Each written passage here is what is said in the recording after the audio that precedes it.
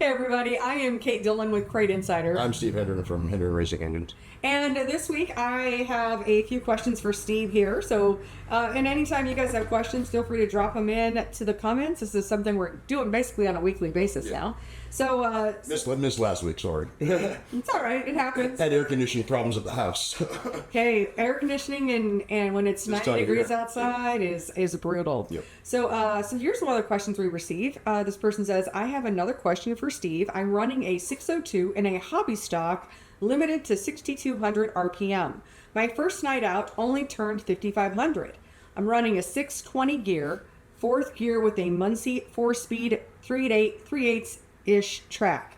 I know I need more gear to get the RPM up. How many RPM gain per 10 points? And it's a Ford 9-inch thing. Roughly 200. So about roughly 200 RPM per 10 points. Okay. Generally speaking. And then that doesn't matter whether it's in a late model or a hobby stock. It may vary a little bit. I'm not familiar with the hobby stock stuff, so I can tell you, like in a late model, it's about 200 RPM. Okay, gotcha. So just a little bit of at least one of those. So you're gonna need something around. I don't know what's available for 9-inch Fords, but 660 to 680 range probably will get you right in the ballpark. Okay, yeah, that makes sense. I know sometimes that there's things out in the world where it's like, I mean, I don't know if this thing costs 500 or 5,000. Right. So, but it's one of those. Of course. All right, so we've got another question here. How much plug gap should we be using with the MSD system? On our stuff, I use 40,000s. Okay. And does it matter if you're using this on a 602 or a 604? Just it's really about the ignition system. Okay.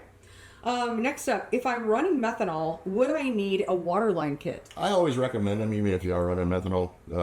Back in the day when I lived in California years and years ago, we ran methanol, and then I still had it on my stuff. And just to be clear, we're talking about a 604. Yeah. And we did a video a couple weeks ago where we were showing like the intake manifold and the difference between 604s and 602. So specifically in a 604 is really that question. All right, so here's a longer one here. This person says, I'm in Tennessee. We tend to race later in the year. Is there a racing antifreeze non-silicate type you recommend? Something that's track approved? I've raced below freezing before. In the cold part of our winter, I drain the distilled water and winterize with regular antifreeze. Regular antifreeze is fine as far as I'm concerned. There's nothing that I recommend, I guess. Would you? Yeah. Generally speaking, like if you're going to be racing that night, you can still run straight water or distilled water. But if you're going to be if you're keeping the car in a shop that's not going to freeze, then obviously you're not going to need antifreeze during the week. But if you are, then I just use regular antifreeze probably. Yeah, I remember a story from a few years ago. I was talking to Al Walters from Friesen, and he said, he had all these guys that were going from Iowa, and they were going down to Arizona to race.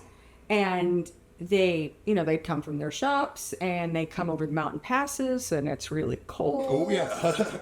And by the time they got to Arizona, because of the water freezing in the blocks and expanding, it cracked all those blocks. So Al sold a lot of engines that year. I'm sure he did. So that would be one thing. Racing or not, I think that's just really, it's hard to actually imagine anything being cold. Here we are, middle of June, going in July. It's hard to imagine being cold right now, but it happens, and it's just one of those things to think about. Absolutely. Making sure that you're not letting your block freeze with just water in it. Yep. So. Totally sideways, but we don't really have a racing antifreeze. No. Maybe I need to reach out to like the snowmobile racing guys, or like those ice racing folks. Those are crazy seeing those videos. All right, so with that again, if you guys have questions, drop them in the comments. Be sure, please, to follow us on Facebook, subscribe to us on YouTube, wherever you're watching this, and like this video. So with that, let's go ahead and take a look at some products. Here we're taking a look at the bell housing mounted power steering. So Steve, I know this is one that you've recommended for different applications. There's a lot of ways that you can go ahead and mount your drive systems. Well, you want to put everything on the front, you want to use tandem pumps on the back, but this was a very popular style for a long time to run our water pumps in the front, crank to water pump. And then tell us a little bit about this. With a mechanical fuel pump, this is the way to go for power steering, in my opinion. I can't stand having anything on the front of each, put it that way. Okay. So I like everything we put on the bell housing, we always try to put on the bell housing. Yeah, and that just brings some of that weight back as well. Yeah, it moves weight towards center of the cars. And we are talking about, for anybody who's watching this. Not that it weighs like pounds. No, not a lot. But we're talking about race cars. We're talking about 602s, 604s, specifically because we're Crate Insider. Any other thoughts that you have about that? The thing works great. I mean, years ago I used that design. Yes. And stuff like that. So yeah, it's a good piece. Yes, absolutely. So our Jones bell housing mounted power steering, very super popular. Yeah, very easy. And this comes with all of the brackets and mounting hardware. Correct. So you're ready to go. And then as far as the different kinds of bell housing it fits, I mean, I know it works with like the Winters, Maverick. Basically everything. Okay.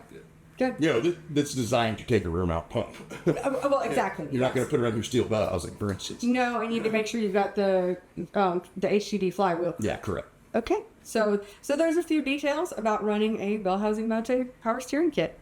In this product spotlight, taking a look at our Daytona 1 3060 gear oil. And Steve, would you like to say a few words?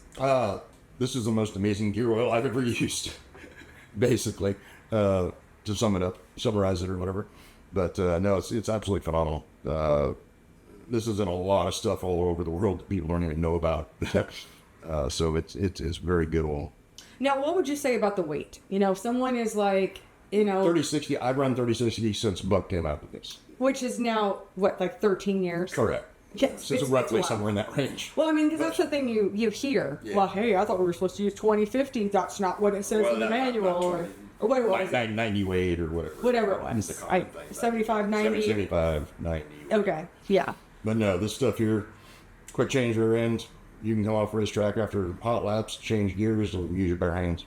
It's crazy. Yeah, so that's been an issue. Well, I mean, I think the best thing that I like about it, because I've seen the testing with it, and what's cool is you have other things that when you've got gears that are spinning, and then they grab that oil that's next to them, what ends up happening is that oil just sticks onto that gear, almost like glue. Right, it's parasitic drag. Well, that's what's going to happen then, is because then you get all of that heat and then friction, heat.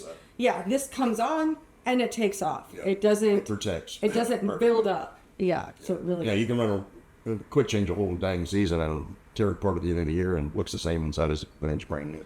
Yeah, and we got them in the gallons, and we do have quarts as well. So we mostly sell the gallons as the most popular. I think because that's probably what fits into your rear end. Yeah. But if you wanted to even, was it? I don't remember how many quarts. Right, but usually people order a gallon. They might later on get a quart, or even get them both at the same time, because that way you've got some replacement. And reuse it.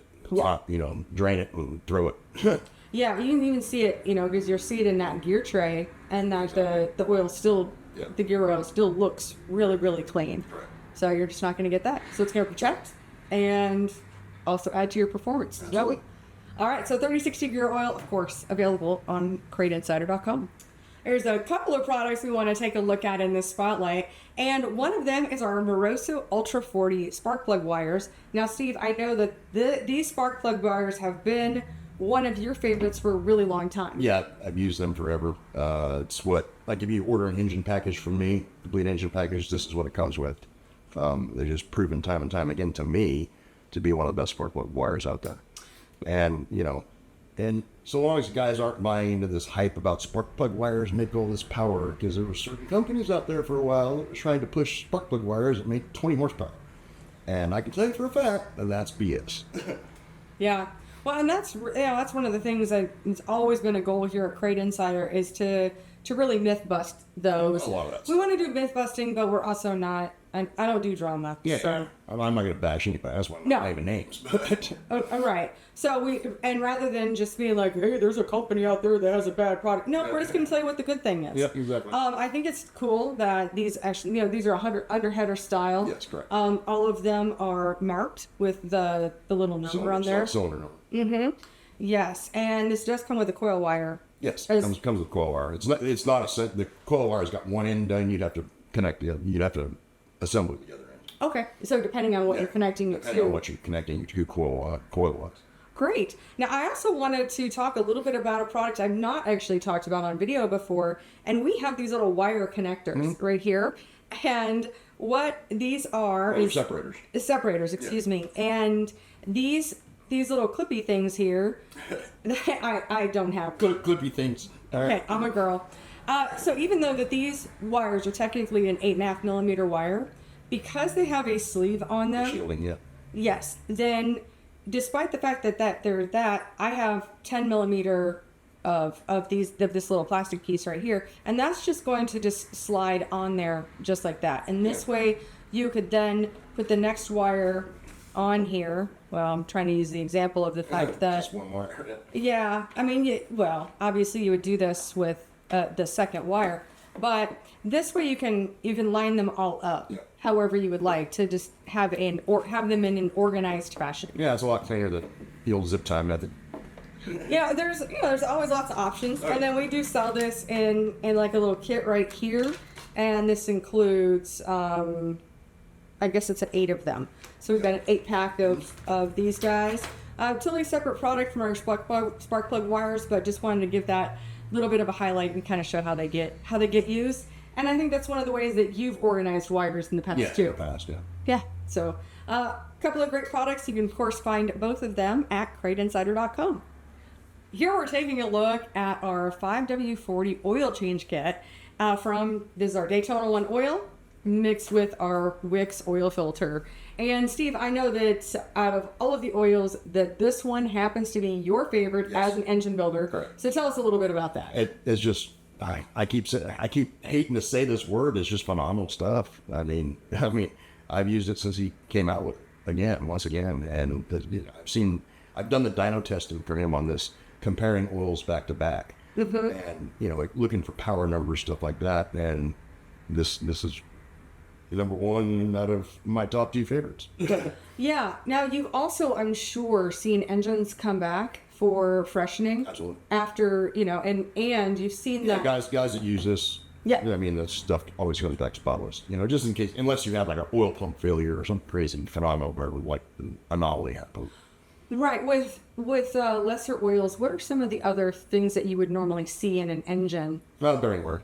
That would be Okay. common, but yeah. And then anywhere there's an oiled surface, you'll see a little bit more wire.